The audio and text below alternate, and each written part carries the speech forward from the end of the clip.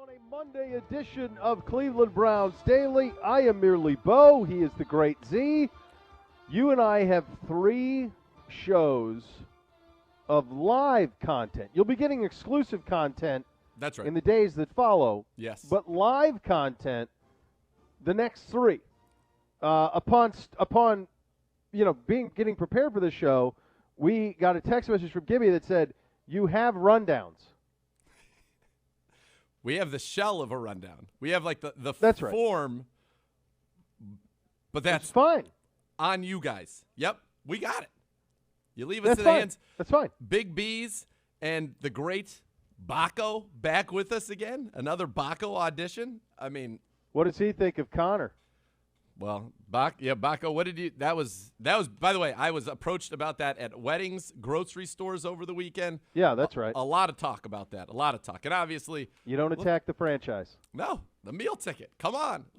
And you don't put the boss all the way down. But you know what? The good news is that I think it's going to be the start of something beautiful. I think it's created a real bonding, a real unity. And I think Connor knows now, I'm a part of a team.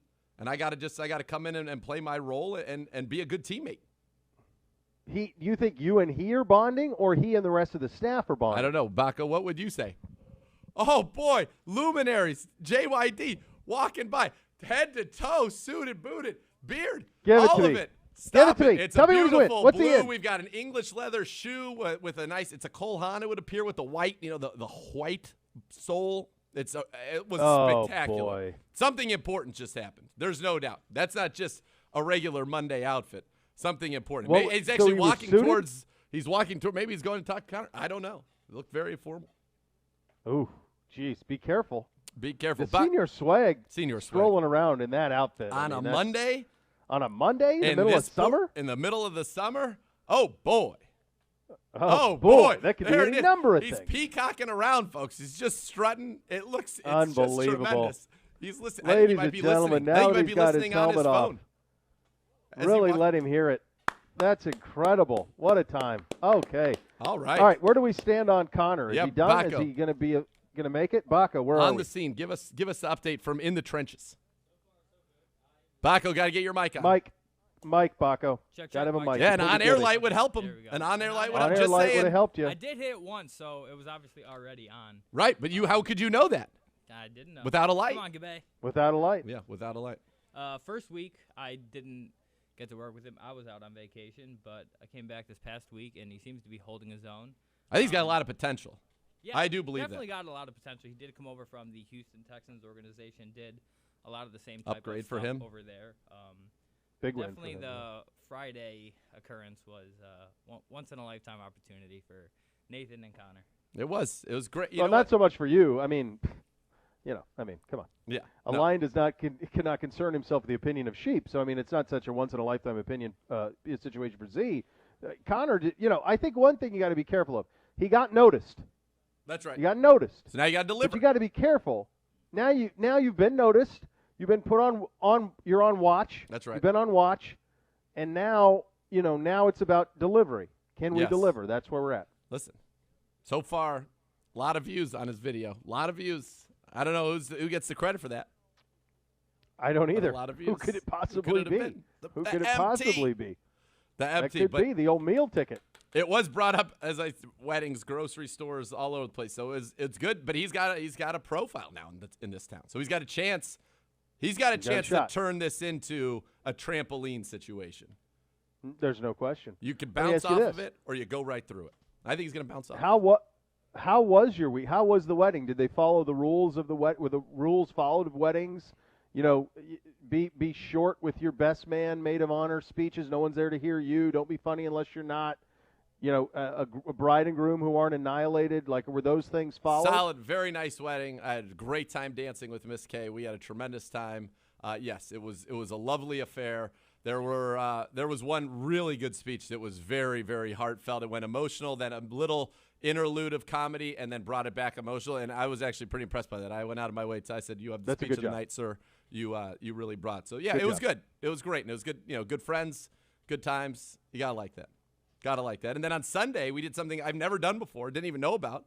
But last year for Father's Day, my mom had gotten us The company's called Float the River, and you can go and you get in an inner tube, link up together, and you float down the Cuyahoga River, Cuyahoga Falls, and then kind of float. From where to where?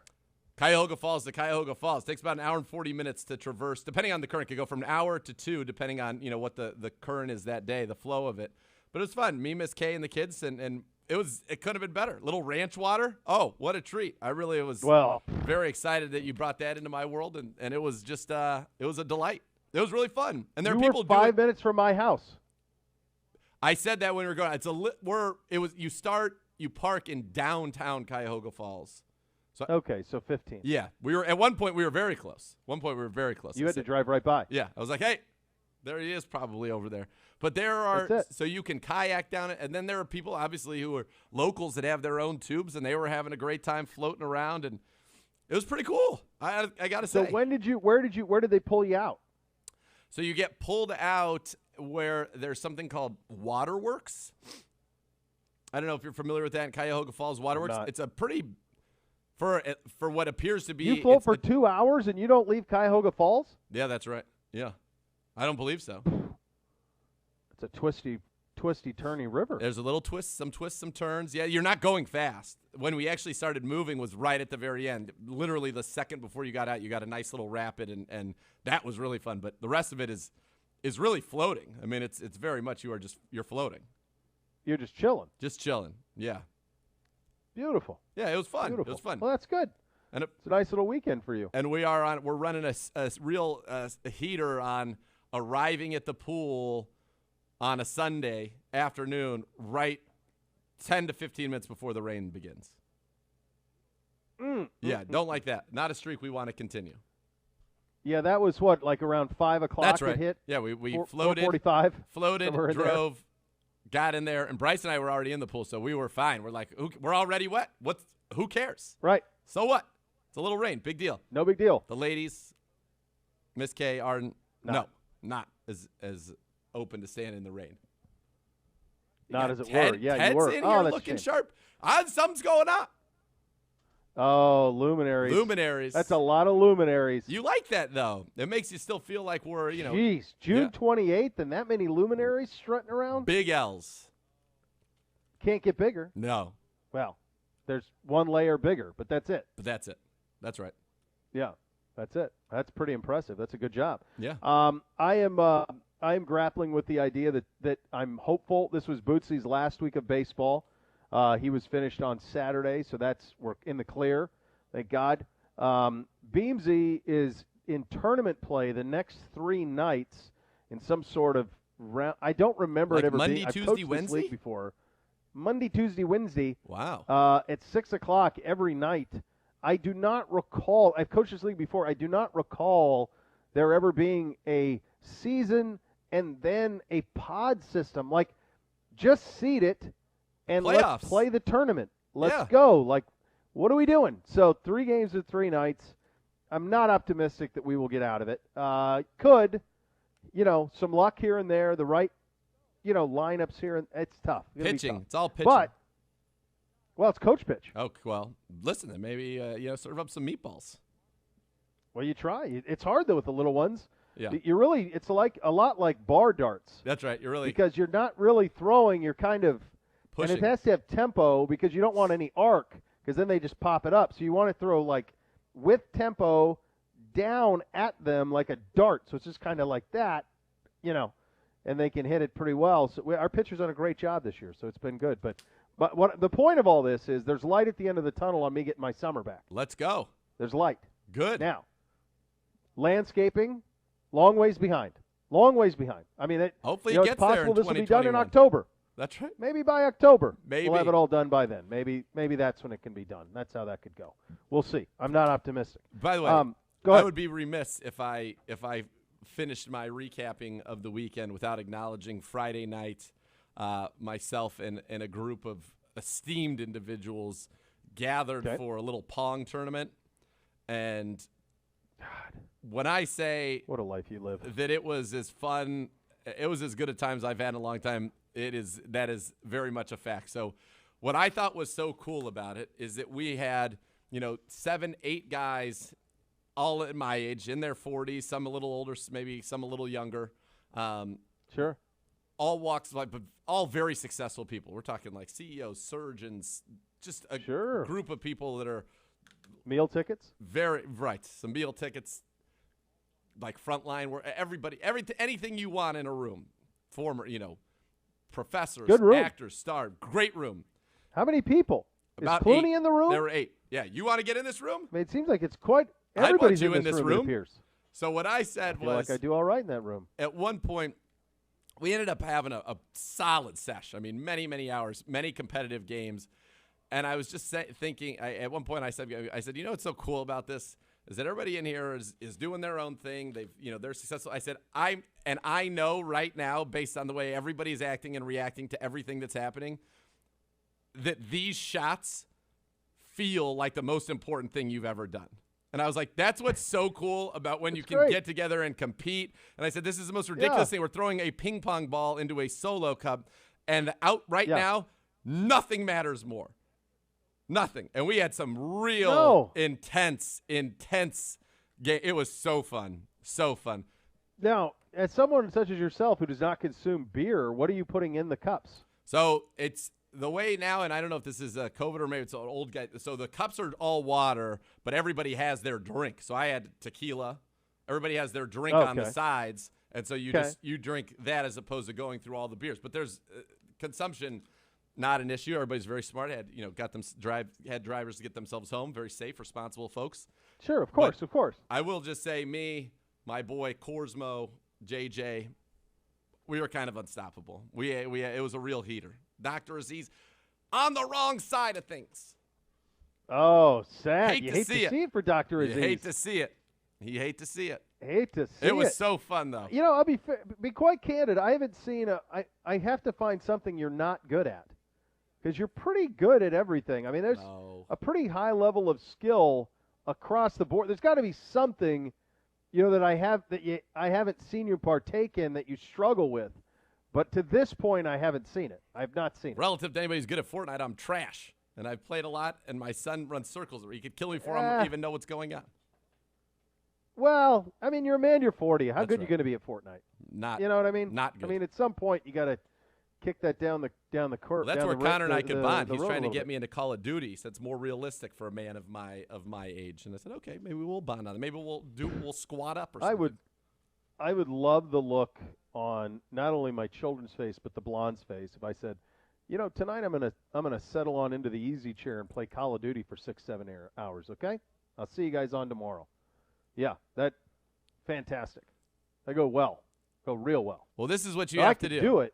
But the tax would be this is what you have to do. Be a heavy tax. When I had my boy, this is when I was a much younger man, but Vince was in California, he's 3 hours behind, so the time difference works. So I would just I'd go play like 1 until 5 in the morning, and then the deal was as long as I got up the next day and still handled my duties, that I was good to go. You're fine. So that's now, while they slumber. Let me ask you a question. You fast. Did you have a 6 a.m. wake-up call to prepare for another job in those days? No, this is like going into like a weekend.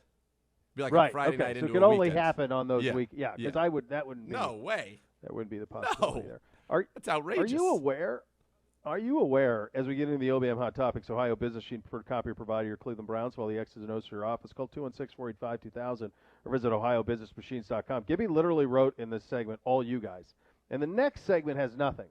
But this one says all you guys. So the next one will continue to be, which is great. It's fantastic. It makes me feel better, though, that it's not all us.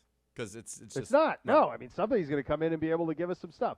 Let me just say this, folks, and I mean this sincerely. I have never in my life, and I don't know if it's just continued fallout from COVID or what, I've never in my life seen a time where there is so little in the NFL going on. Same. This offseason is a ghost. It's a ghost. And if we did not have a little bit of Rodgers discontent here and there, and you'd have nothing. I mean, there's just nothing going on in the National Football League right now. Zero. The two biggest stories in the NFL right now are, one, the return of different colored helmets in 2022, which, by the way, in my preparation. Which was like Thursday. What? Yeah, that was last Thursday. Which was like Thursday. Yeah. By the way, in my preparation before. This is a big tease, so you can toss to it later. But in my preparation for the Browns' top 10 moments special, the Browns Countdown special on News 5 tomorrow, 8 p.m., Tuesday, 8 p.m., myself and John Doss run through the top 10 moments in Browns history as voted on by you, the fans. Doing a lot of research for this, watching game film from 64, from 50, going even back into, the AAFC days of the Browns, 46, 47, 48, 49, before the World Series of Professional Football, the first game ever against the Eagles. White helmets. Boy, do those look good. I hope that has a chance. Oh, boy, they're a real treat. I was texting with official historian of Cleveland Browns Daily, Mr. Chris Naples, and he and I were texting back and forth, and his enthusiasm, he's a big auto guy. Yep. His enthusiasm for the white lid is pretty off the charts, and I think it will be echoed, if possible. This is, look, who knows, folks? Right. Who knows what's These are possible? no scores. Who knows? This just came out Thursday. No scores. Yeah, Thursday. I like that you're doing that, by the way. Yeah, you like that? My So boy you're not Scotty saying Monaco day? does that. I love it. He Monday, goes Friday? Friday, Thursday. S. Monaco. Yeah. First Friday. I like that. I'm going to start dropping that off people's heads just to see how they take it. Oh, I'm throwing your oh boy all around town. People can't get enough of the Did oh they boy. love that at the wedding? Little oh boy? Little oh boy. What about in Pong for oh boy? This is a big shot, Dr. Aziz. Don't want to miss it. That'd be so sad. Oh boy. All the pressure. Oh, you can really. I love it. Don't want to be short on this one. Yes. That's right. Yes. I love an oh boy on a Pong. Oh, yeah. That's beautiful. Yeah. That is absolutely beautiful. All right. But, yeah, there's nothing. There's nothing in the league, guys. The other thing is, what team was Tom Brady talking about? And we're at the point now where people are pretty sure there might be somebody else we're talking about today in the 2 o'clock hour. Is that teasable? You think it's them? Let me ask you this. When you watched the clip of Brady, what was the first thing you saw or you thought? I should. That's leading the witness. I should have said thought. First thing I saw. I mean, he just looked. What I took away from it, he looked comfortable. He was having fun talking some trash, and he didn't even want to go to this team. He was just mad that they didn't want him. That's just kind of how I felt about it. What did you see? There's just something that really stood out. Oh boy, I'm excited. A lot of work on him. On that melon, dude. Holy smokes, it's a lot of work. He's about 2 more surgeries away from being like one of those cat women on Real Housewives. What's the deal with that? I felt like it almost. He's out of control. I almost felt like so much bone structure was shaved, like in the jaw. There's no question he's had some incredible bone shaving on the jaw. There's been a cheek implant situation. There's no way, though, right? Buddy, look at your face now and your face when you were 22. You tell me if it's that different. It is not. No. I mean, it was startling. Apparently, how in these circles, even from the end of the season, they'll say it's contouring. There's just some contouring with it. Oh, great. How's that? Okay, so same. In other words, the words of us, same. Same. Yeah. I don't even know what it means. That was the thing that I just was like, holy cow, he doesn't even look like the same human. Like, sit this season out on the work, bud. Sit it out. Greatest of all time. Don't worry about it. Everyone's going to age. Everybody ages, and you're the GOATs. You're not going to be 22 forever. Right. Interesting. Once you said it, alarming. Yes. I thought it looked to me like almost he was like, his camera was a soft filter, only. So it's just, everything was just very smooth and. Was so. It was just. He's one of the last people that you would think, though. Like, to me. Who's he married to? Can you imagine keeping up with that? He's Tom Brady. What do you mean? Doesn't matter. He's in his head about it, man. Guys look good when they get older. At least that's what I try to tell myself. Of course. That we age the beauty like a fine wine. It's beautiful. Yeah. Yes, of course. But, I mean, come on. I've earned my Pump wrinkles the brakes, and my Coach. gray hairs. I'm not That's taking them away. No, absolutely not. All right, as Z mentioned, tune in to News 5, Tuesday, That's 8 o'clock. Browns Countdown. Top 10 moments presented by Bridgestone. Join Dr. Z and Johnny Doss. They're going to count down the top moments of Cleveland Browns history as voted on by you. Jarvis and Tim Couch will be joining as well. Are they Skyping in, Zooming in? How's that working? Those will be in the interest of full disclosure, as you'll see from my varying facial hair relative to the show, to the couch interview, and the jars. They were pre-recorded interviews that I've done with them that will be inserted into the show. Yes. But at the time, they will be there. And so yes. Yeah, that's it. Live when you taped it. That's right. Which is fine. Right. You weren't doing 2 takes. You're not a 2-take guy. It's not how you roll. No way. All right. So we'll have a little fun in the program today. We do have the exclusive one-on-one with one Wyatt Teller coming up here in about 15 minutes or so. Second hour of the program, we will continue our OTA camp tour with a look at the Vegas Raiders. Vic Tapper will join us at around 2:30 to add some perspective on that, have a little fun along the way. And I'll tell you, the number one thing in the sports world right now is something that was said on the Dan Patrick Show, which was pretty bonkers. We will get to that coming up next. You'll listen to Cleveland Browns Daily on 850 ESPN Cleveland.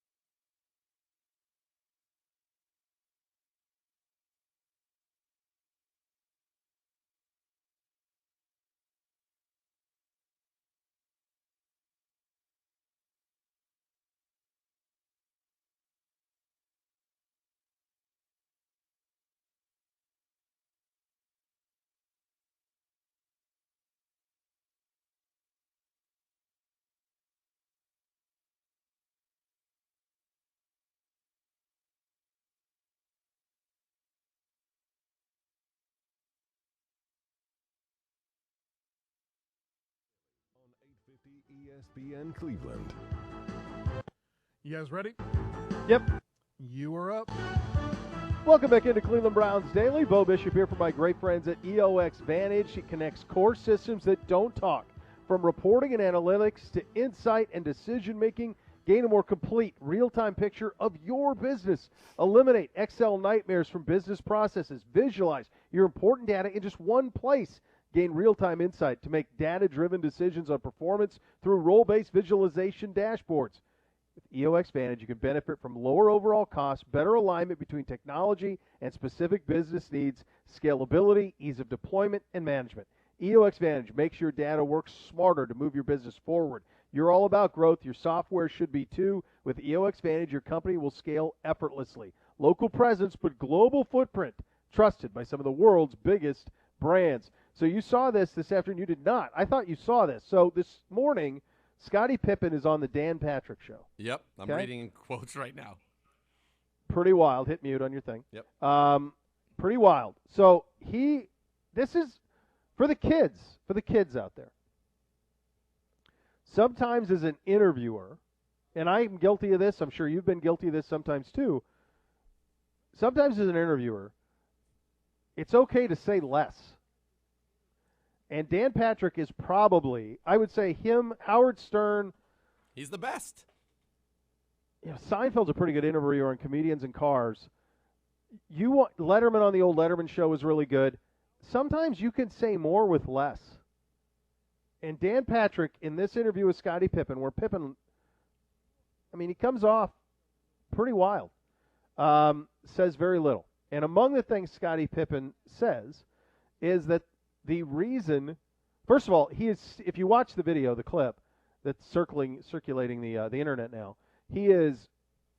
comes across unhinged in the sense of still so bitter that the play was drawn up for Kukoc as opposed to him. Still almost unwilling to acknowledge that, oh, by the way, Kukoc actually hit the shot. Right? He won the game. Right. Kind of important. So he goes into this whole thing about, look, it was Michael's turn. Now Michael's gone. I was on pace to be the MVP. That should have been my shot. Why would you give Scottie Pippen a chance? Blah, blah, blah. Gets to the point where Patrick says, well, wait a second. And he basically says, not basically, he flat out says that Phil Jackson's a racist and that the play was drawn up for Kukoc because Phil Jackson is a racist. And Dan Patrick said, wait a second, you're telling me Phil Jackson's a racist? And Scottie Pippen goes, yeah, I don't have a problem with that. I'm reading it right now, and that feels like a pretty big leap by Scottie Pippen right there. Dan Patrick even follows it up and goes, wait a second now. It seems to me like he's not a good teammate because Scottie alleges that the reason that he also alleges that Phil is racist because he wrote a book about Kobe after he left the Lakers the first time and then returned to coach the Lakers. And Dan goes, well, that's one thing to be a bad teammate. It's another thing to say that he's racist. And Pippen really doubles down and at one point says, don't you understand English to Dan Patrick? And continues on. And Dan goes, well, wait a second. I thought the play was drawn up for Steve Kerr.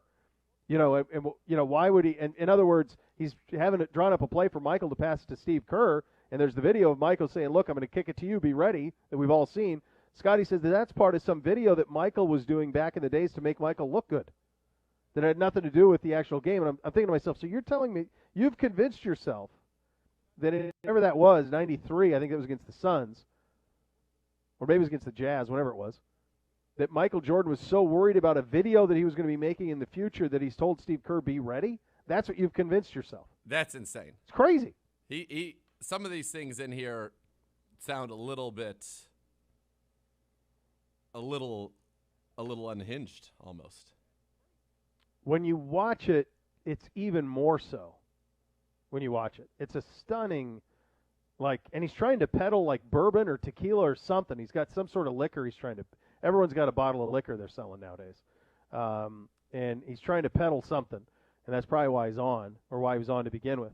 But it's an incredible thing to say, and he does so. So that's kind of making the rounds right now. Did you watch any of the stuff this weekend? You watched the NBA this weekend? You watch any of that? I watched a little bit, and I saw yesterday Trae Young pre-injury, obviously. And is he sure? He's taking shots from things that used to be a part of the Harlem Globetrotters Act, and I know that there are others that do it. But in that moment, from 40. Just early in games. From the logo, with Giannis kind of jumping at him is bananas. Yeah, he's the offspring of Steph Curry. To shoot, because he's not a big dude. Obviously, he's one of the smaller guys. But he has trained himself to shoot the same from 40 which is as nuts. 20 with the same form that same. It's the same. The shot looks the same. Yeah. Used to be you have to do running one hander. A lot of guys who do runners at it. Not now. I mean, it's a jump shot for him. He just steps into it and nailed it. But yeah, he gets hurt. I'll tell you, I think as I flipped on the game, your entire life the Milwaukee Bucks have been what color? Green. Yeah. Yeah. That's right. Green and red. Alcindor, Oscar. Green and other forms of green. Other green, right. Paul Presley. Yeah. Terry Cummings. Jack Sikma. Why can't I think of the guy? Hold Green on. and purple. Who was the guy that had the ball that it was like a 2-guard? He had a fully. Paul Presley. Not Paul Presley. Paul Presley. Paul Presley was a scorer. He Terry played Cummings. with Paul Presley. He played with Paul. I'll find it. Sidney Moncrief. No, he had a beautiful mustache though. Something I want to say. Not Terry Robinson? Cummings? No, I'll get it. It'll come to me. Okay. Anyway. But yeah, so those teams. Then even into the 90s, they went purple. Remember, they added purple to the Yep. with Glenn Robinson and Ray Allen, Sam Cassell. They added purple. Then they got back to their green. And I'm watching last night in an Eastern Conference final of which they have not been habitually attenders of. They're in blue. They look like the Timberwolves, was what I thought when I saw him. Alvin Robertson is the guy I was thinking of. Oh, Alvin Robertson. Yeah, he played for the Spurs. He was a good player. He was a an good all-star. player. Yeah. Real good player. Yeah. Yeah. If you're going to look, you want to wear all the uniforms for everybody, that's fine. But when you get to this point, you ought to look like the Bucks. Yes. Yes. I guess we're guilty of that. We wore black in the finals. But at least it was still, you still knew it was that would be like if we wore, it was black with our colors though. And that was, yeah. that's blue. I mean, did those have any, they had no blue on them. They were black with yellow, and did they have any wine in them? Yeah. A little bit of wine? Wasn't the sea wine with like a yellow outline? Could have been. Yeah, could have been. I mean, the boys had to have those things. I always think that's a shame. They won a championship in T-shirts. I know. Yeah. Sad. Yeah, the ones last night looked like almost. It's crazy. I want to say like KG era Timberwolves. The original KG era. Yeah. I mean, they look a little bit like the Mavericks too. Yes, very much like a Mavericks jersey. It's an outrageous jersey to be wearing at this stage of the game. It just has no business being in the playoffs. Yes. You ought to look like you. Right. At this point. Right? I got to be able to turn on the TV and go, oh, yeah, definitely, Bucks. That's it. And they've got some Jack cool Sick ones, was like happy. the ones that have the antlers coming up the cream side. one is awesome. The creams are great. Yeah. They've got some good Yeah, ones. they've got a bunch of cool ones. Just look the part. That's the way you do that, I think, It would be like if they wore those yellow ones with the red patch on them. Right. In the playoffs. No. Right. Look like you. Yeah. By the way, great game on Saturday with the Suns and Clippers, where the game played in the 80s, really well played on both ends between the Suns and the Clippers. The Suns are up 3-1 on. Are they winning it all? Coming up next. Good. It kind of feels like it. I think so. I don't know. Ayton's turned into a real dude. This Bucks team could be interesting for them, just from a matchup standpoint. But I don't know that the Bucks can score with them. I wouldn't think. I mean, they're winning. Like the way they won Saturday without Booker being great is pretty important. Yes. So yeah, I mean they're a problem, and they went from last. I mean they were dreadful. I mean Ayton number 1 overall is not that long ago. Yeah. They're fun. And I now like they're, them. I like them. Yeah, I do too. I'm pro. I'm pro them. You want to close Wyatt it out Teller tonight? as well. You want to close it out tonight? Sorry. Yeah, be done. You want to close it? Lock out it up. Tonight. Yes. Agreed. All right, Z's one-on-one with Wyatt Teller coming up next. You're listening to Cleveland Browns Daily on 850 ESPN Cleveland. You guys are down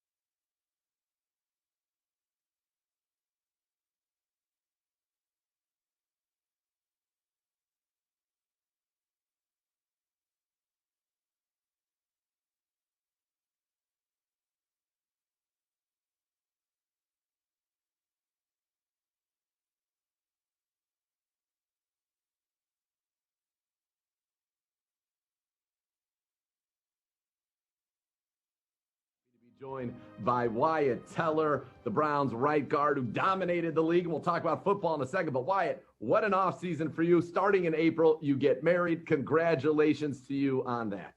Thank you. It's been a blessed time. We're still married, so it's a good thing. I guess marriage has been working out. So, but no, it's amazing. We're growing closer together, and getting ready for the season and enjoying a little bit of this off season. Yeah, well, you took a trip that she wasn't on, but then, of course, it makes it to social media as you accomplish something that I would say a superhuman feat. You're carrying a 10-foot gator on your back. First of all, how heavy is that? To put it, let's get some perspective on here. How heavy was that? So, I mean, it's a big old reptile, so it's not too heavy, but it was probably about 200 pounds. Okay, 200 pounds. So it was like walked it around to a truck. Yeah, it had to be. So we had to take the gator from where we disposed of to where we needed to travel back to get it to the tanning and taxidermist. So I had to throw it on the back of a truck, and I don't have any social media, so it's not like I was doing this for a stunt or anything like that. But these guys like, hey, do you want to take a picture with it on your back? I say, yeah, no problem. So I take a picture, and all of a sudden, like, one of the guides was making a joke. He goes, hey, might as well carry it. That was way too easy. So I stand up and I go carry the gator to the truck, and they were just in awe. They thought it was hilarious. Yeah, me too. I was in awe of it. That is like, it's just like, all right, yeah, that's the ultimate like badass. Yeah. That picture right there, like frame that thing, be like, yes, welcome to the Teller residence. This is what that's you're right. doing. No, and truly, they're prehistoric. They're dinosaurs, man. They're definitely a weird animal, just because they've been around for so long, and they're just so they have the bite force so strong, and they are truly predators. And it's crazy when a predator can put another predator on its shoulders and carry it around. So it was a cool experience, but it was it wasn't like I was in real noodling for a gator or anything like that and wrestled him like Happy Gilmore or anything like that. But no, it was still a cool experience. I'm sure it was. What was the reaction you got from some of your teammates? Yeah, my teammates loved it. I mean, everybody was joking about it. I remember Dave. He was like, Dave was just like, "Oh, that's so Wyatt. That's exactly what I think." And then one of my old teammates, Tim Settle, who we played against this year, he's on the Skins, and he was like, I don't know what you guys are impressed about. This is Wyatt. That's who Wyatt is. So he made that joke. But yeah, it was most of the guys, half the teams from the South, where a gator is what you see driving to work. You don't think of it as this endangered, beautiful little cute reptile. It's something that it's dangerous, right? So It's like most people have that healthy respect for them, and I do too. I mean, it's not like I'm going to go swim in the Everglades, Me neither. In fact, when I golf in Florida, if I fall anywhere near a gator, I'm like, you got it, buddy. That's yours. You're good. Hey, that's yours. Yeah, keep it. So had a great off season, obviously. Great season. And I remember talking to you when Coach Callahan was brought in, and you had said that, he was kind of, when you were in college, you met with Coach Callahan. You guys kind of developed a good relationship. What took it to that next level? Yeah, I mean, there's a lot of things that you go through when you get a new coach, and I think one big thing is coach attention to detail. I mean, he's a perfectionist. It's never perfect. It's never good enough. So you always got to get better. He stays on my butt, and he really wants my success, just as much as I want success. So he's a good coach to have in your corner, and he's brilliant. I mean, we'll go through 400 snaps a meeting, and that's just normal for him. That's crazy for some guys to wrap their head around 400 plays, and he's like, now I finally got a gist of what they're doing. Oh wow, okay, good thing you're on my team, but yeah, he's a great coach, and I think having an off season where I actually had to, a full season to learn a playbook and learn the technique and the fundamentals and the communication, it was important, and I think that was a huge step. I'm not taking all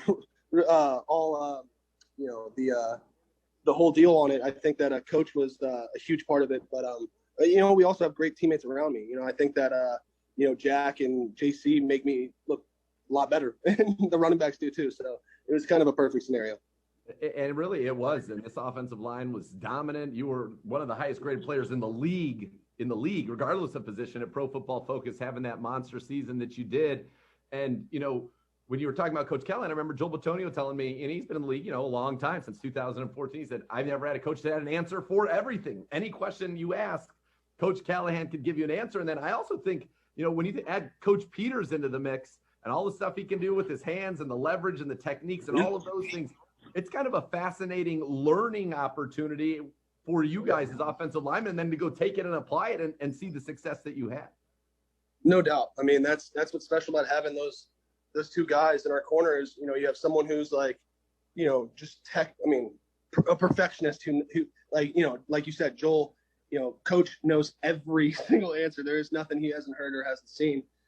We will watch film of like 2009. If a team has ever ran it or has a coach that's ever ran this defense, we will watch it. You know what I mean? It's like, that's awesome. That way we have an idea, right? We've seen every single look they could give us.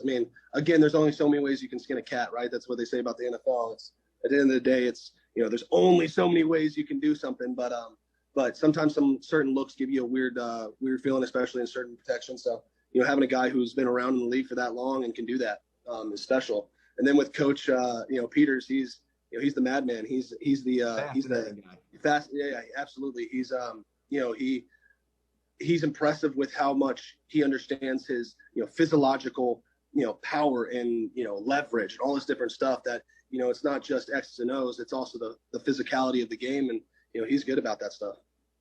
He is, and it showed. It showed with what you guys were able to accomplish, and you in particular, and how nice is it having continuity? How nice is it for you going from Buffalo, then coming to the Browns, and then a new offense coming in again in your second year with the Browns, and now you're running it back. Same offense, same coaches, same guys around you, top 7 linemen from a year ago are all back.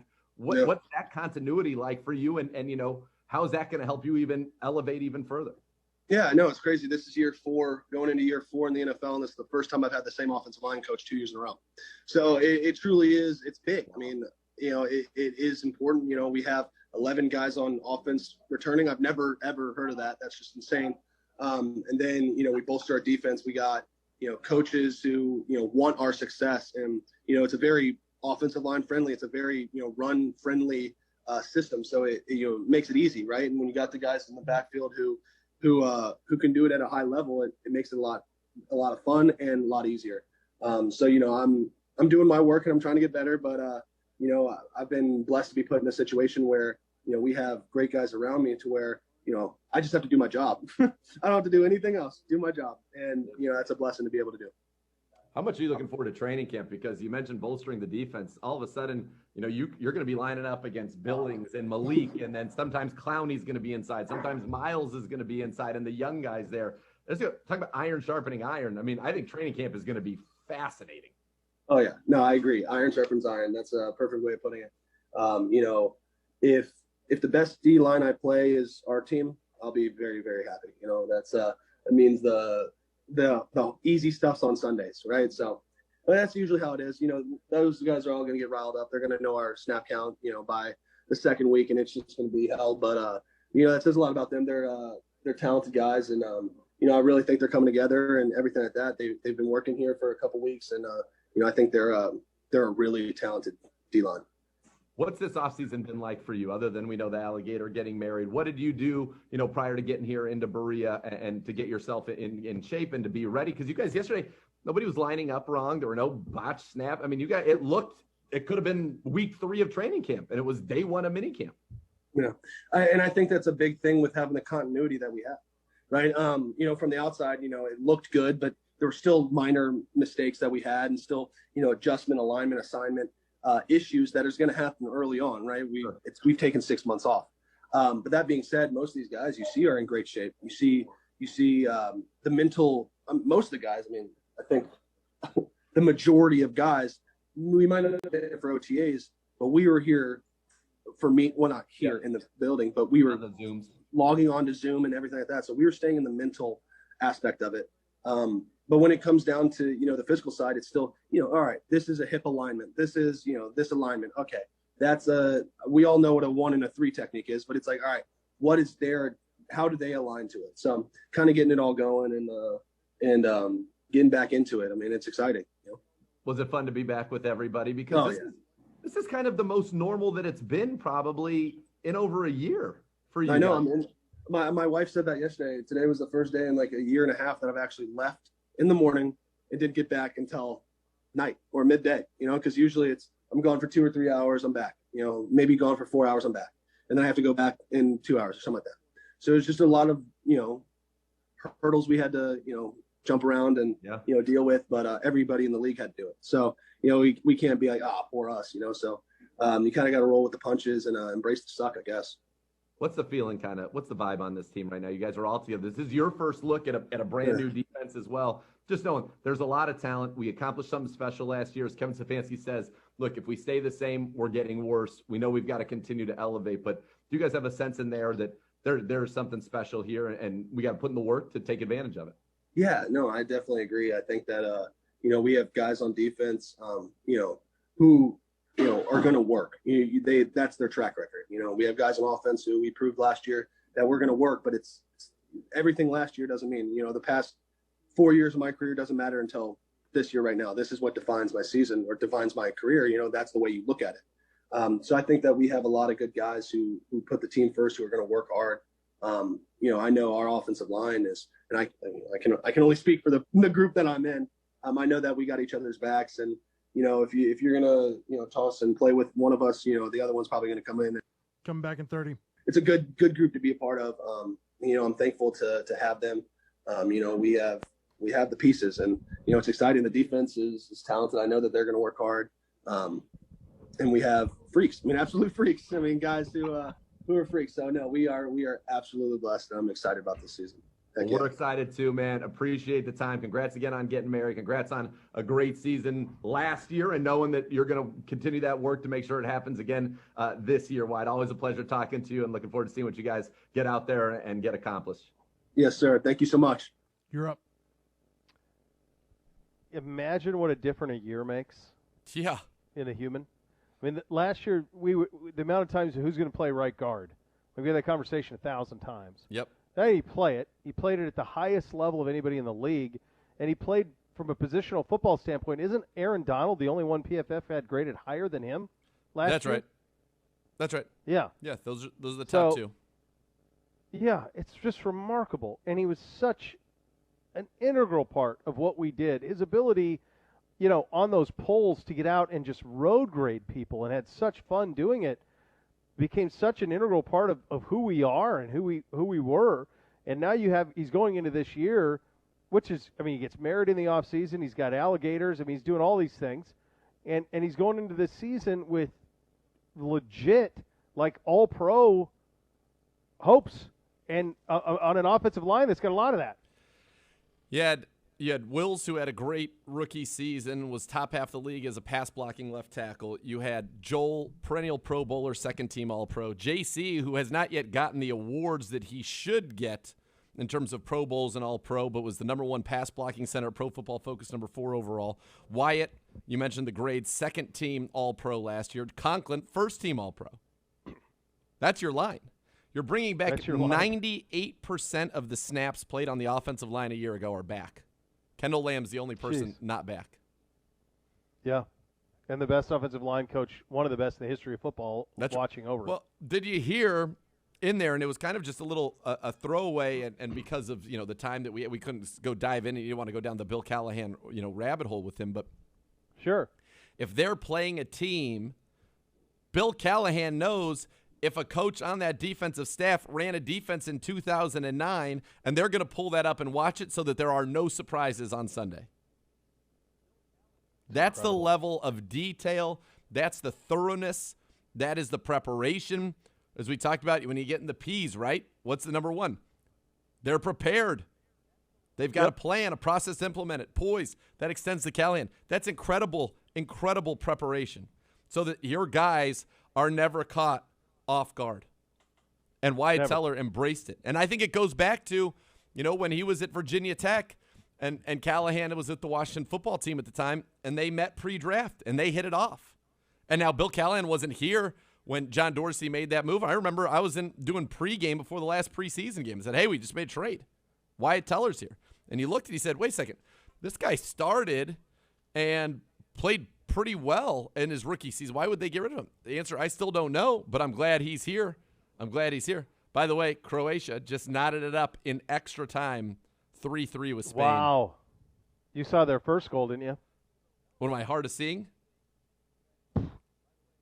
What about Poor the Spanish keeper, man. What about the one that Luka Modric had off of the outside of his foot against Scotland? Sorry for the hammer. People got mad at that. Listen, I'm Croatian. What do you want from me? What do you want? What do you want for the people? Yeah, that's a big one. We're in the round of 16. That's where you're at on that. That's front. where you're at.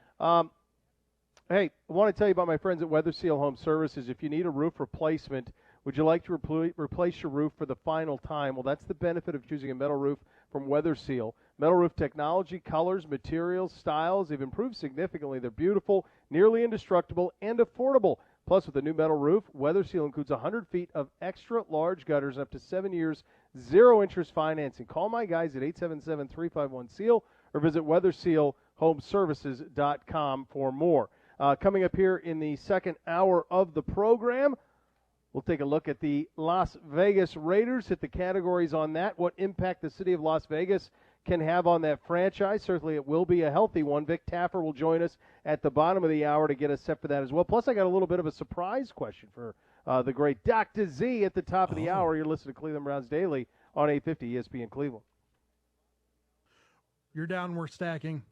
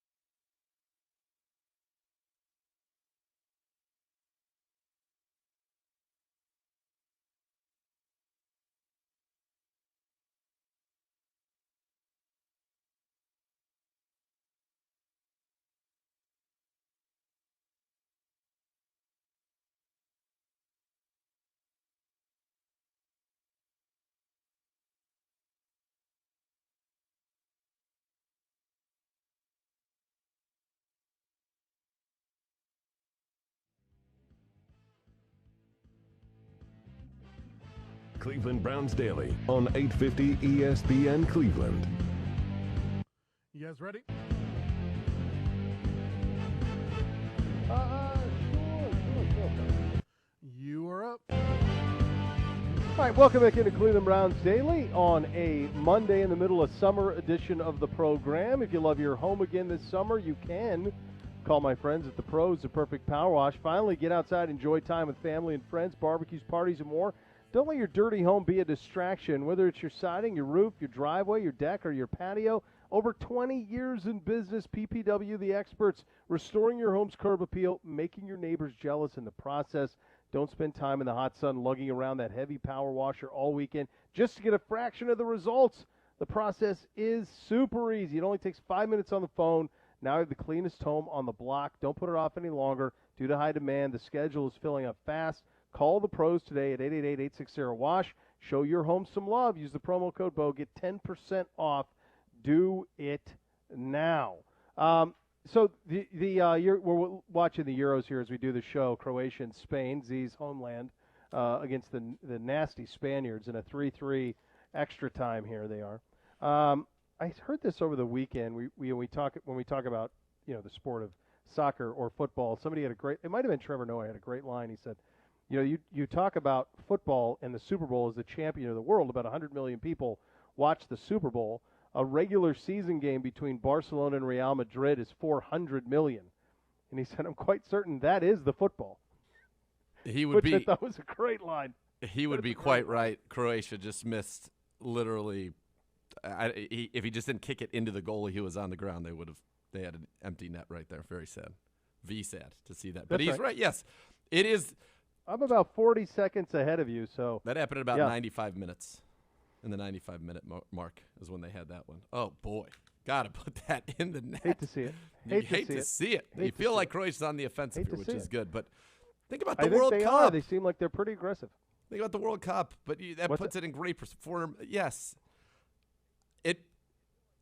It matters. If there's just nobody that you can play football. But it's the sport it's the world sport. There's no question. I mean, I was in Italy.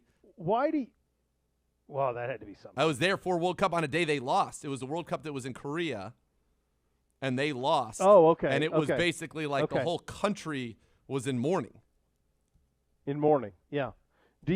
Why do you think that it has never – I mean, MLS has come a long ways.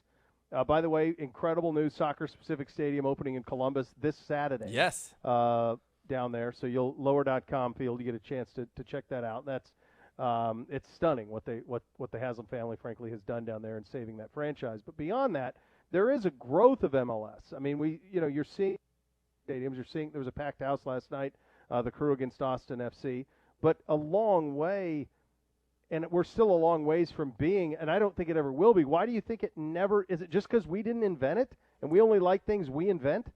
That's possible, but it's also – I think that the best athletes in our country are not – going into it, whereas there is no higher thing to do. No question.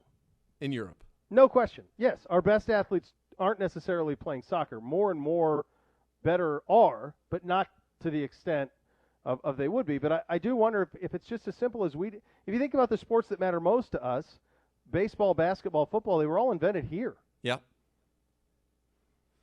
And I think that has to be, it starts there, and then the next thing is, because we have these other things that we focus on, our best haven't played this sport. And so then when you come to watch MLS versus La Liga or Premier League, whatever, you can plain as day see that it's not at the same level.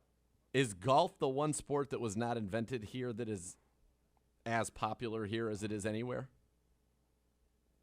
Is it? It probably is. It is. It's probably as popular here as it is anywhere. To play it is, for sure. It's I don't know. I wonder if, from a percentage of television viewers, is it as popular here? But we have the best tour, too. Well, right. I don't think the European We have three of the majors. Right. On our soil. Yeah. Yes. Yeah, so we have the best tour, and we have three majors. So, I mean, we have the best. You're seeing the best, week in and week out on the tour. So that could be. Hockey is the one that the people, I don't know that it has the biggest following in the U.S., but those who are into hockey are into it with an unbelievable passion. You have to be. It's because you have to be. Because you have to seek it out. If you're going to play it, you got to go find ice time at crazy hours. You got to drive a long distance. Like, the commitment to it is remarkable, and you can't half-ass it. Like, you have to be all in if you're going to like hockey. Like, there's just – and, hockey is one that you have to have – it's really important that you have a that you see it live. It's the biggest difference between live and not. Oh, sad. Hate to see it, Z. Oh, no. Are you foretelling? It feels like they're knocking on the door. Are you foretelling doom for me? Listen, on my mom's side, I am Spanish as well. So. Oh, you win-win then. Yeah, no, but I identify more with. All right, it's coming. Now you've got me. Now this is one of those things where you're just watching, waiting for impending doom. I don't like that. Yeah. That's no fun way to watch sports. Kind of like the scene in The Sept when Marjorie is telling everybody, Cersei's not here, we have to go. And she knows the consequences. Let's go. Yeah. Let's go. Who's not here? She's not here. Let's go. Oh, boy. Yeah. Oh, boy. What was that? That was a High nice Sparrow goal. just staring at her blankly? Yep. That guy was a bum. Dummy, we got to get out. Stop branding people's heads. We got to get out of here, man. Still, oh no, she's not coming. In fact, she's not coming, and she knows the consequences. That's right. Get out. Can I interest you to Wildfire? She doesn't care. Boy. Yeah, not great. Sad. Look though, you got another 20 minutes. It's not like it's over. They used to, one of the years in the World Cup that they think called a golden goal, where the first one to score in extra time, it was over. And now they don't. They play all the way to 120. It should be a golden goal. That should be a walk-off. Walk-off. Yeah, they don't do that. So you have another 19 minutes to equalize, and then if you do that, then you go to PKs. But it's not over. There's still some time here. I've turned it off. They were doing better when I wasn't watching. Okay. I've got to summon some good powers there. Yeah, very sad. What's the national stadium of Croatia? That's a great question. What city would it be in? My guess is it would be in Zagreb. Okay. I would think. Yeah. Let's see. Yep. And look, you talked about the one, if you think of the American sport that's had the greatest growth, it would probably be basketball. But I don't know. Baseball makes a heck of an argument. When you think about the baseball growth in Latin America and in the Far East, pretty real. Baseball has made very little traction in Europe. Yep. But is immensely popular in the Far East and immensely popular in Latin America. Whereas basketball is immensely popular around the globe. I think basketball has probably been our biggest contribution, right? I'm not overstating, I don't think. I don't think the you're biggest overstating that at all. contribution to the world sport? Yeah, I don't think you're overstating it at all. By the way, it is in Stadion Maksimir in Zagreb is the main place. They also do sometimes they'll play in Split. So those are the two venues that they use the most. There we go. No, you're not overstating it all. Right. Very good. Peach baskets, right? Peach baskets? Yeah. Jim Naismith got it done. Dr. James. Oh, boy. Is it 5-3. It's over. It's over now. Well, it's over. It was over at 4-3. It's over. They banged another one, 5-3. The Spaniards will move on. All right. Sorry. All right. Well, that's what happened. You should have wore the traditional kit. The Croatians had the chance. The one where they kicked it and the goalkeeper saved it lying on the ground. You just needed to put it anywhere else, and that was a goal. And then if you have a red and white checker kit, you wear it. That's right. Period. Well, I do. That's it. And I have. Wear it. Yeah, that's the way you do that. All right, listen, tune in to News 5, Tuesday at 8, Browns Countdown, Top 10 Moments presented by Bridgestone. The great Dr. Z and Johnny Doss are going to count down the top moments in Cleveland Browns history is voted on by you. That is tomorrow night. My DVR is set. We'll continue our look around the NFL OTA Camp Tour in Vegas with the Raiders. There's a lot to get to with this team. We get into it coming up next. You listen to Cleveland Browns Daily on 850 ESPN Cleveland. You guys are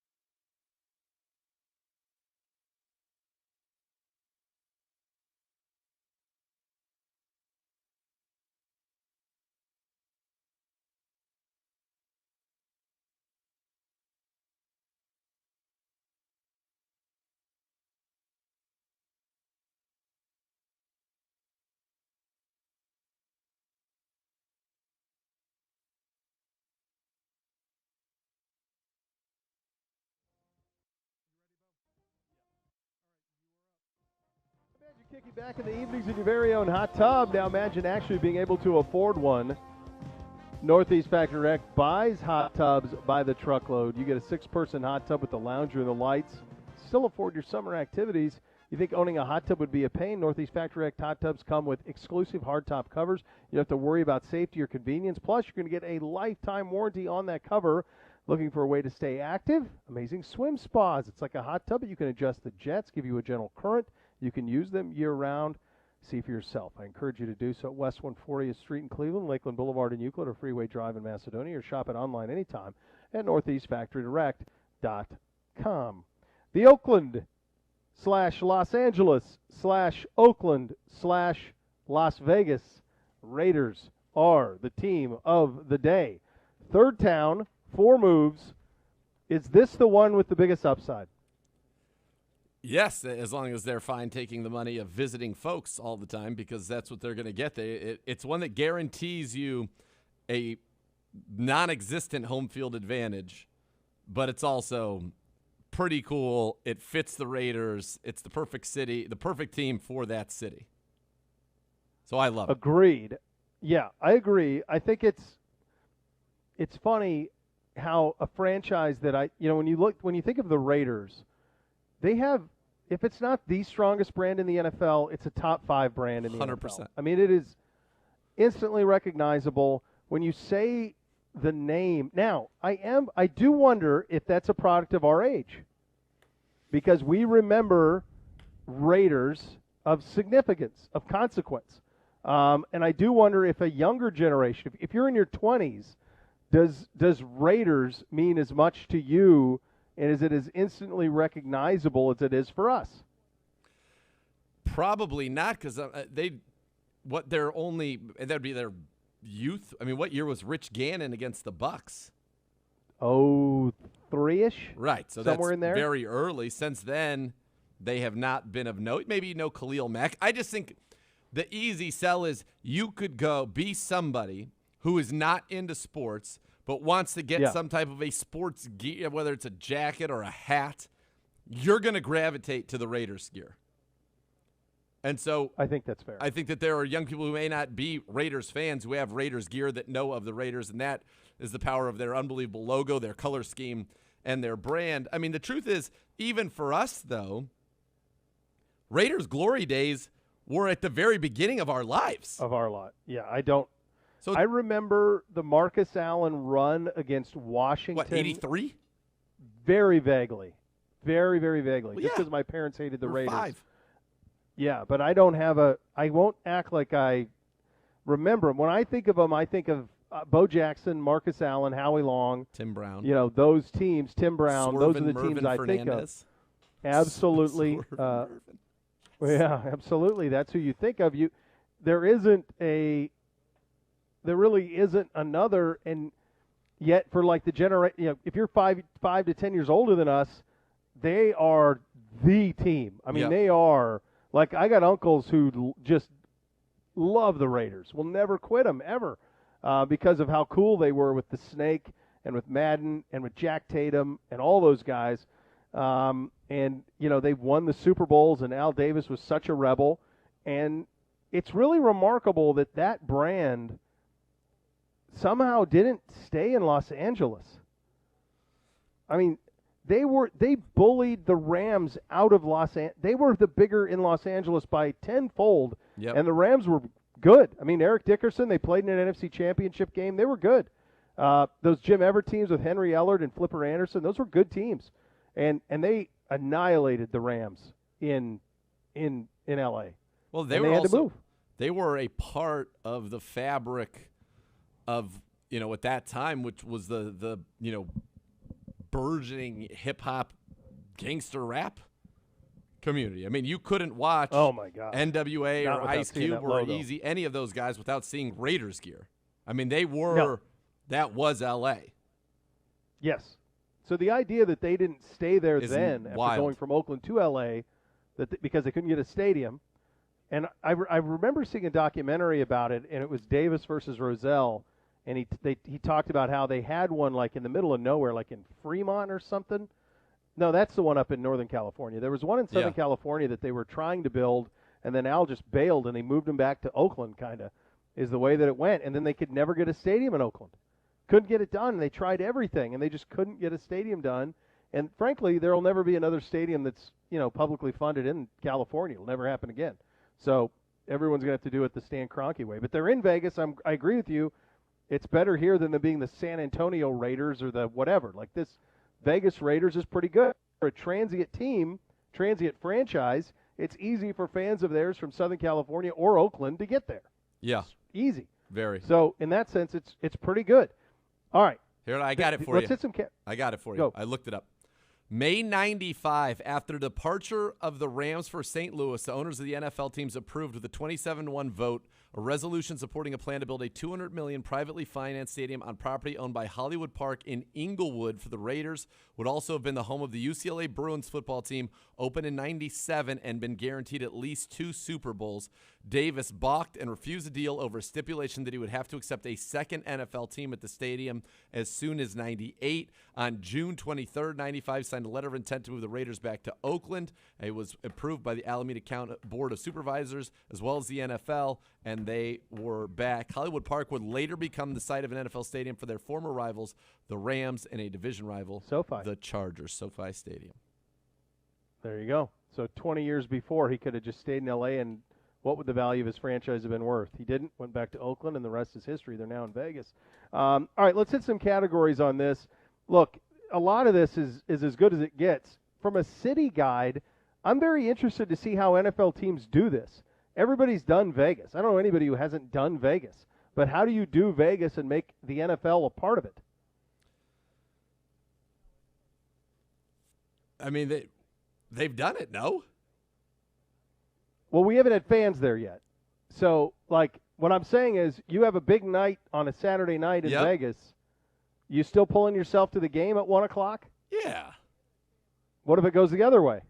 Well, maybe. I'm just saying you're not going to – I think it's going to be fine. Look, the truth is every ticket's going to be sold. It's going to be very healthy. It's the number. They're never going to have to worry about tickets. Number 1 road trip destination in the league. Yeah, I think the top 5 toughest tickets this year are there. It's the only one that's an outlier is Brady's return to New England. That's it. Everything else is Vegas. Yeah. Vegas. Yeah, and you've been to Vegas. You don't need Z and I to tell you how to do Vegas. That's right. Uniform grade on the Raiders. It's an A+. It's when we did the thing if you were going to there were only 10 teams that were allowed to be in the Super League or whatever, the Raiders have to be in one of them. It's always a top. You could be nitpick and somebody might have a personal. It's a top 3 uniform. It would be on the Mount Rushmore of NFL uniforms without question. Fact. You may not say it's number 1 for you. I would say it's probably number 1. It's just classic. It's perfect. It's silver and black. You got the pirate. It's everything you want. It looks tough. It's what football's supposed to be about. Al Davis was the perfect, leader of that.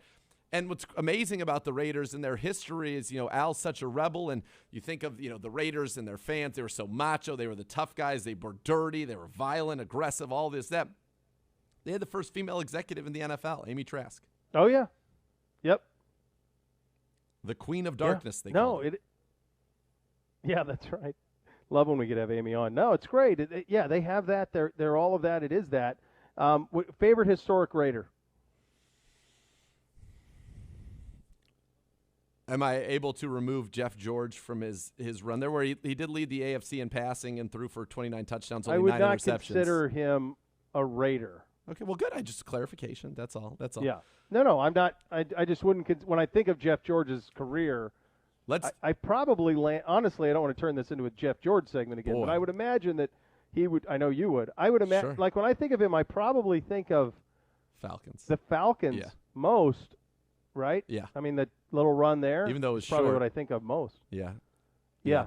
Probably Falcons. So, no, I probably wouldn't think of Raiders. Okay. All right. Well, now that we're back to – it's hard for me to say one. Honestly, I have more of a Mount Rushmore. I'd say if you pinned me down and were gibbaying me and saying, no, you can only say one, I'd probably say Bo Jackson just because Bo Jackson was about the coolest guy that there ever was. There was a 2-year period where Bo Jackson was the biggest athlete on the globe. Oh, yeah. Yeah, where he was. It was a pretty remarkable thing that happened during that it's very short. and he was exceptional. And again, he might be one of those guys who, for your younger generation, people don't even have a point of reference on him in terms of it. I think of him. I think of Tim Brown. I think was the of other. Jack Tatum. I think of the Snake, Stabler. I think of Lester Hayes. Lester and Michael Hayes was going to be on he was going to make it onto my Mount Lester Rushmore. Hayes. Lester Hayes. Yeah. Lester Hayes was a dude. Oh, my goodness. Howie Long's a dude. Howie Long, Howie too. Long, Howie Long would Lyle have been the Alzado. fourth. My 4 would have been Beau, Tim Brown, Lester Hayes, and Howie Long. Isn't that funny? We don't mention Marcus, and Marcus was unbelievable there. Marcus, so he gets. Remember, we looked him up, though. The rushing numbers weren't what we thought they were. No, and they benched him in 90. Yeah. He doesn't go to the Chiefs, and he played great with Joe. That was 94. Well, and that was personal, too, between him and Al Davis. Yes, where very. Al Davis wouldn't pay him. Remember all that stuff that was going on? Yes. Yeah, really tricky. Really tricky with them. The idea, like, I've heard some stuff where Howie Long's on Chris Long's podcast talking about the relationship between him, between Howie Long and, like, Lyle Alzado, and how they would, like, Lyle Alzado walked to one of the Super Bowls in full uniform, like walked down the street in full uniform to go to the game. That's how that was. Yeah, he was unbelievable. I'm down with that. I think it's a really, they're just in a place right now. We'll ask Vic this in a couple of minutes, where I don't really know what to tell you, what they're trying to do here. I don't either. I mean, I think that they can compete. I'm not convinced of that as well. By the way, Alzado, 79-81 here with the Browns before he went to the Raiders. Was also in some great films. He was a classic. Loved Lyle Alzado. I'm glad that you mentioned him because he was. That story you just said. That's completely nuts. And he was also in some crazy movies. There was one movie when I was a kid where he got like electrocuted or something, and it was nuts. There was when he got electrocuted. Yeah. I remember that with the thing on his head. On his head. Yeah, my dad. He boxed. I want to say he boxed like Muhammad Ali or something in like an exhibition boxing match. I'm trying to look outside of football. Boy, put your hands together. 1979, fought an exhibition match against Muhammad Ali. Died at 43. Wow, that's crazy. Man, what a memory. 79, but a babe. I don't remember it. I've always found him very interesting about and I'm sure that I wonder when was he here? 79 to 80. What did you say? To 81. So Deke have memories of that. That would be fun to hear, like some Lyle Alzado stories from Deke. Three-time All-Pro, including 1980 with the Browns. He was a dude. Oh, yeah. He was terrifying, too. I mean, as a kid, he was terrifying. Those Raiders defenses, I mean, maybe, and some of my memory of it could come from the NFL films. Remember, you'd have NFL films with, like, your Sports Illustrated subscription. You get the VHS, and they would always do something, with the Raiders. They like Ted Hendricks. Was he on? Was he? Not on that. I think he was a little. I think he played with before with that. Snake. A little. Yeah, he was before that, but he was also. Yeah, they had dudes. Yeah. Yeah. In terms of where they are now, Vic Taffer will join us on that coming up next. You're listening to Cleveland Browns Daily on 850 ESPN Cleveland. You guys are down.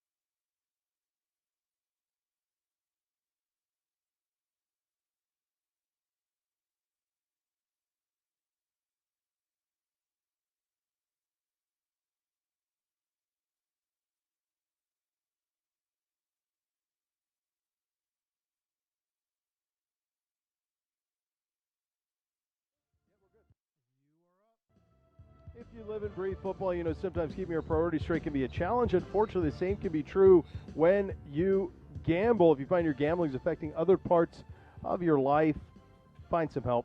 Get some tips. Responsible gambling. KeepItFunOhio.com. Time to head on the hotline with a visit with Vic Tapper, senior writer for The Athletic. Covers the league, of course, and the Raiders in Vegas. And, Vic, before we get into the team, the feeling of this franchise now with fans in Vegas, we've seen 5 of the toughest tickets you can get will be Raiders games. You have to imagine will be the number one ticket for every out-of-town franchise will be to go watch their team in Vegas. And yet this is an organization that's had one of the great home fields in all of the National Football League history. How do they juggle that? Do they care? Yeah, I can barely hear you. Sorry, is that noise in your end or my end? I hear some feedback. You hear that? No, I don't. It must be. I wonder if it's on the. Do we have something else up by chance? Is it still that way, Vic? Oh, my bad. You know right, what? It's my phone. Hold on. No. You good? Yeah, is that better? Yeah, you're good the whole time, pal. Yeah. You're all good. I apologize. My phone was something weird. So, yeah, the energy is definitely very high. I mean, last year was obviously a weird year. New stadium, new city. Fans are fired up, and they can't come watch. So I think the fans are very excited. The place you mentioned, the ticket prices are through the roof. It's going to be like a Vegas-type atmosphere. There's going to be a nightclub in the one end zone with bottle service. So it's going to be the players can't wait. So I think, yeah, it should be huge. I think it definitely could be a nice home field advantage for a team that didn't have one last year. Real quick, I guess that was my question real quick, Vic, was this will be the number one ticket for non-Raider fans, right? Every team's fans are going to go to this game as the one-off that they go to for a road trip. It's going to be the number one road trip in the NFL. This is a franchise that's had great home field advantages before. Are they doing anything to make sure that they have that here? They're trying. I mean, obviously it's hard to control the resale market, but they've tried. They gave, their own people first dibs as the PSLs and the sponsors and stuff. So they're hoping there's a big enough difference in home fans. It won't be the same as Oakland, obviously the black hole and just the atmosphere you had when you walked into that place. But again, I mean, it's when you have $1 billion stadium, it's going to be different. So I just think any fans at all is better than no fans in their minds. So I think they're positive and optimistic that there'll be more Raider fans. But you're right; it's just going to be a huge draw for other teams' fans. So it definitely will be a different atmosphere than Oakland was for sure. What are the changes that the Raiders feel that they made that will allow them to compete with the Chiefs and some of the elite teams? I'll even say the Browns now, Bills in the AFC. Well, they're trying to improve their defense. They blew 3 games at the end of the time last year. 3 games they should have had. So they added Yannick Ngakoue. I think it's a big deal. He's definitely a proven pass rusher. They haven't had it for a while. And Max Crosby played hurt last year. He had a bunch of injuries and still got 7 sacks. So they're hoping those 2 guys are kind of like the bookend pass rushers you need to pressure guys like Pat Mahomes and make this whole defense better. Because in the past, they really had no pass rush for a while now. So that's also made the secondary look worse than even it was. And it wasn't very good, but they looked terrible because they actually had to cover guys longer than they probably should have. So it starts with those 2 guys up front. They also added some guys inside on the D-line. So Gus Bradley's a new guy here, a new coordinator. He's hoping that front line makes everybody better. Yeah, and I think I like Trevin Moehrig, the safety they got in the second round, a guy that a lot of people thought was going to go earlier than that, and the Raiders were able to pounce on him. This offense, though, it all centers around Derek Carr, and so many have speculated, and I don't know if you've commented on this, but that Tom Brady was talking about the Raiders at the time in that interview in the shop where he says they're sticking with this guy. What's kind of the sense on Gruden and Carr and this team? Is this finally the make it or break it year for him, or is he in much better standing than perhaps people outside of Las Vegas would think? Yeah, you gotta love the NFL media playing the whole "who is the MF" game with Tom Brady. Yes. Trying every day is a new theory. I don't think it was Derek Carr. I really don't. My gut feeling is it was Jimmy G, but there's all different kind of theories. I just think that, to me, I think Tom knows Derek well enough, and I think he respects him. I don't know if that's the kind of word he used in relation to Derek Carr. So that's why one of the reasons why I don't think it was him. But the Raiders definitely were interested. The Raiders definitely kicked the tires on Tom Brady. They decided the price was too high for a guy who thought 41 years old and probably couldn't do what he had been doing in the past. And obviously they were wrong. Everybody was wrong but one team. So with Derek, they got 2 years left in this deal. They haven't given him an extension yet, which I think is telling. So they kind of want to wait and see. This team, in their mind, should be a playoff team with improved defense and with Derek Carr and Josh Jacobs and Darren Waller. So they want to see it. It's time to, the show they can be a playoff team. If they aren't, then I think they may actually look for a quarterback next offseason.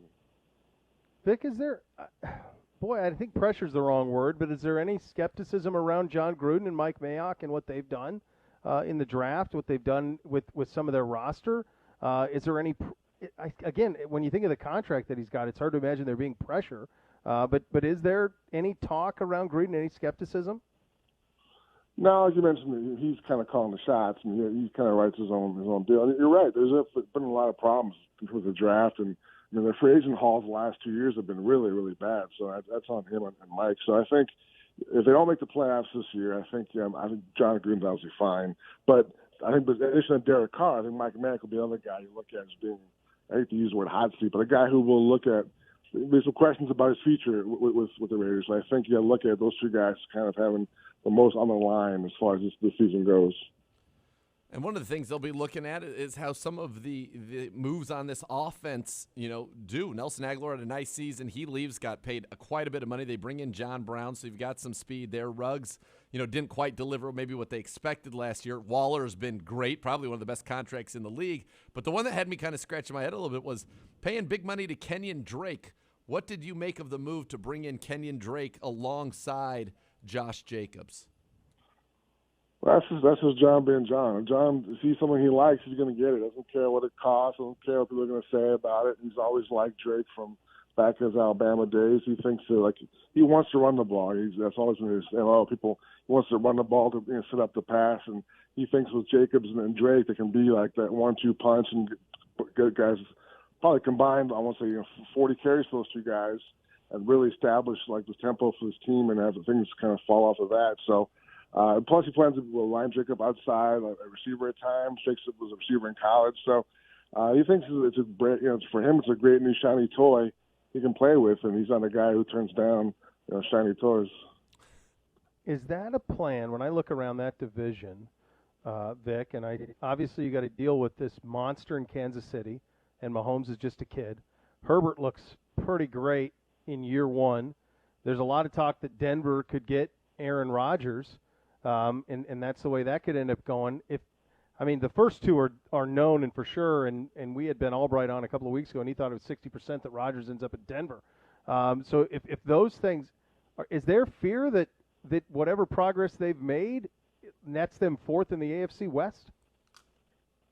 I don't think so. I think they're looking at it the other way. I think they're looking at it in terms of being optimistic. I think they look at Derek Carr and John Gruden. You could say he's gotten better every year. Last year he started making more plays with his feet, started showing his athleticism, and made some nice throws down the field. To Aguilar was a great connection. They wanted their backers didn't think they were going to get blown away by the offer that the Patriots made. So that's definitely a big loss. But I think they just hope Carr makes another progression. They want Carr to get better every year. And if Ruggs, he's gotten bigger in the offseason, if he can be the guy they thought he was in the draft last year, then their offense should be just as good as it was last year. The problem last year wasn't Derek Carr, it wasn't their offense, it was their defense. So the offense should be fine and able to compete with those teams that you mentioned. Yeah, it's a division where you're going to need your defense to play because there's a lot of firepower coming at you. Is kind of the thought here, if we can take care of it, not really a lot of change on the back end. And one of the guys that we know here, Damon Arnett from Ohio State, a little bit of a rough rookie season. What is the hope that he takes a big leap forward? Are they optimistic about that? Yeah, I wouldn't say optimistic. I think they're hopeful, but they brought in Casey Hayward and kind of gave him the job at cornerback already. So I don't know what Arnett's role is going to be. I think you mentioned a lot of the mistakes they made in the draft and free agency. I think the secondary is also a big part of that. They've invested a lot of picks in the secondary. Don't have much to show for it. You mentioned Arnett, Trayvon Mullen, second-round pick. Jonathan Abram was a first-round pick. He hasn't played very well. He's been hurt a lot, but that's a guy who's having a huge I'm talking about prove it here. He's got to play well this year or else we're going to move off from him. So I think that secondary, definitely is key as far as evaluating the Gruden and Mayock, and those guys have to make jumps this season. Gary and Conley too, right? I mean, they've Yeah, was a high. well, he was Reggie McKenzie's last draft, but last one. Okay, okay. But he's already gone. I think he's out of the league. I think he might be out of the league right now. Yeah, so he's out of the league. Again, yeah, another example of where they've had just a history of bad draft picks. Yeah, they're ones. It's honest when you look at 7 and 9, 8 and 8 the last couple of years, and their ones, have not given them the immediate impact that ones and twos in many instances haven't given them the immediate impact that they'd hope for. So best case scenario from your vantage point, looking at this Raiders team, what's the best case and what's the worst case in terms of what's the high end and what's the low that can happen here? Well, I think the best case is they win the 3 games they lost last year. Defense is better, the pass rush is better, offense is still very effective, so they probably can win 11 games and get into the playoffs is probably the best case scenario. And the worst case scenario is that the defense is not that much better, and I think those guys we mentioned in secondary do not improve, and then the offense takes a step backward without Aguilar and with the rebuilt offensive line. So I think the worst case scenario is probably, another, I don't want to say 8 and 8, but 7 and 10, I guess, because of the new schedule. So I guess the worst case scenario is 7 and 10, and probably a new quarterback or a new GM next year. Vic, I'll get you out of here on this one in terms of Mark Davis and how present he is with the franchise, and is he just so our folks can understand, John has it all buck stops at him. He has complete control over everything, and where does Mark fit into all that?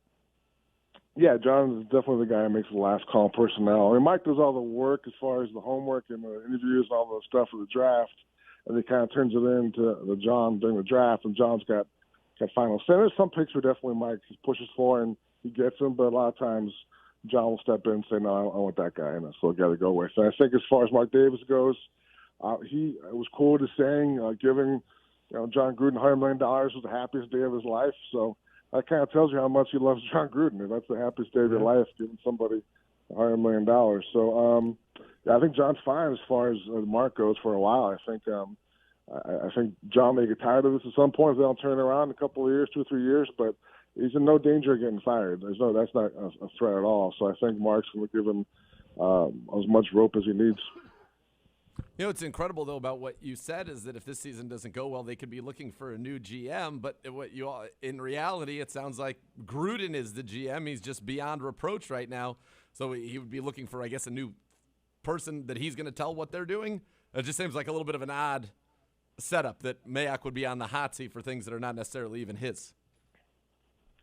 Right, but I think if you look at besides the draft, it's the free agent mistakes they made the last few years. Yeah. Someone's got to take the fall at some point. Right. Someone's got to. That's just the way the league works, and it's not going to be John. It's got to be Mike. So I think it's a very tough job for Mike. I think definitely it was a dream to be a GM, and he got it, and great for him. But I'm sure it's not the way he envisioned it. That's not your typical GM job. So I think it definitely has to be tricky for him at times. He says, working with John, and the personalities he thinks are a good match, and the energy is definitely very high.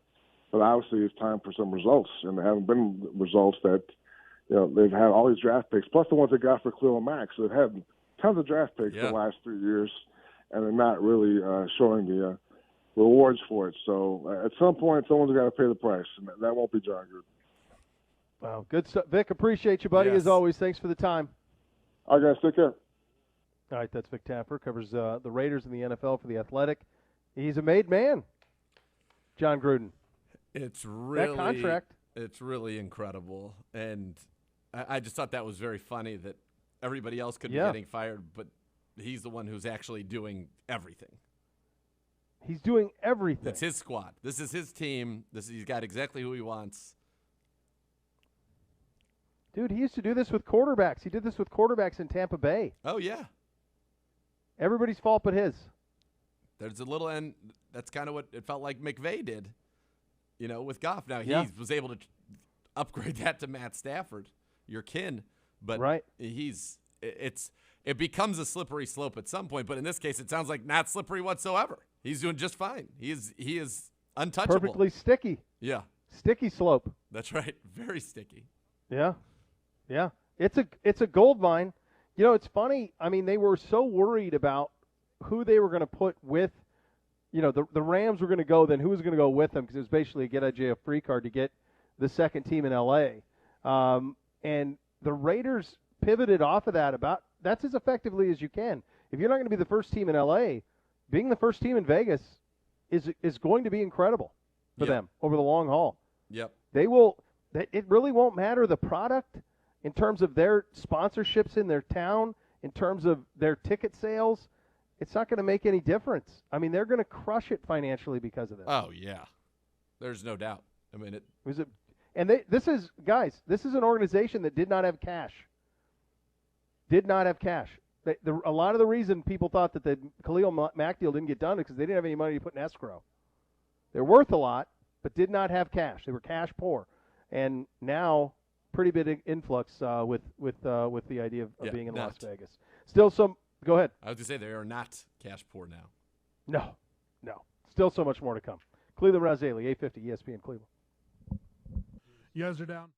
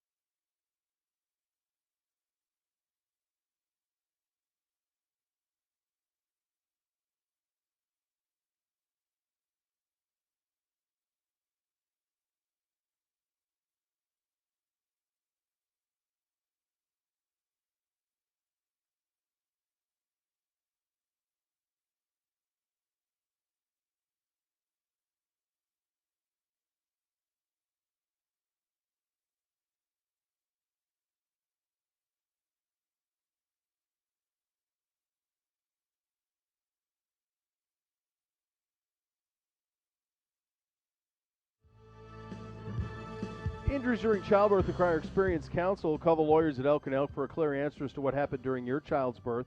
Elk & Elk, a proud partner of your Cleveland Browns. Call 1-800-ELK-OHIO today. You know, I think, and I got to give proper credit here. This was from Chris, Howie Long, Tim Brown, Bo Jackson, the Snake. Yeah, I think the Snake would be on. And Jim Otto's got to be on it because isn't he like 10 All-Pros? Yeah, and he had a liquor store right around the street from me when I was growing up. Jim Otto's Liquor, 00. He wore 00. Yeah, legend. Get him on there. Yeah, so Otto, Snake, Howie Long, Otto Snake Beau, Tim Brown. Is Beau, or is he just for us? Because I don't know. He So wasn't if I there think that about long. Tim Brown was great there for a decade. Tim Brown's got to be on. Yeah. I would feel like he was. You're leaving off Lester and Mike. Lester Hayes was incredible. He was, but Yeah. Tim Brown's longevity. I think Lester and Haynes were unbelievable together, but I don't know if that they were, not. You have 9 years. Yeah. Of Pro Bowls with Tim Brown. He played for the Raiders from 88 to 2003. 9-time Pro Bowler, Hall of Famer, Hall of Fame all-decade team in the 90s. How about that for Tim Brown, though? Never would have had this. 0 first-team All-Pros. Tough when you're going against Jerry Rice. 90 seconds. 0 first-team All-Pros. But 9-time Pro Bowl? Yep. He's 7th all-time in receptions and in receiving yards. 9th in career receiving touchdowns. That's pretty good. Don't you think that's the toughest nut to crack is wide receiver All-Pro? Yeah, especially in the 80s and 90s, for sure. Even now. I mean, just so many. A lot of teams play 3 and 4. Only 2 are making it. Yeah. They should expand it to 3 if it's not already. I agree. Yeah, because they I don't. They don't. Do they do an All-Pro fullback? There should be 3 receivers and 1 running back. You can throw a fullback. Right? Why does it have to add up to exactly 22? Like, the reality is we don't play with just 11 on offense and 11 Nobody on defense. plays a fullback anymore. So, I mean, 2 running backs, 3 receivers. Andy Janovich. There you go. There you go. There you go. You said it. I mean, make it happen. Let's get it to happen. Let's go. We're back tomorrow for more fun, kids. The next level is coming up next. Thanks for listening, everybody. Cleveland Browns Daily, 850 ESPN Cleveland. You guys are down. Great job. See you, bud. See you.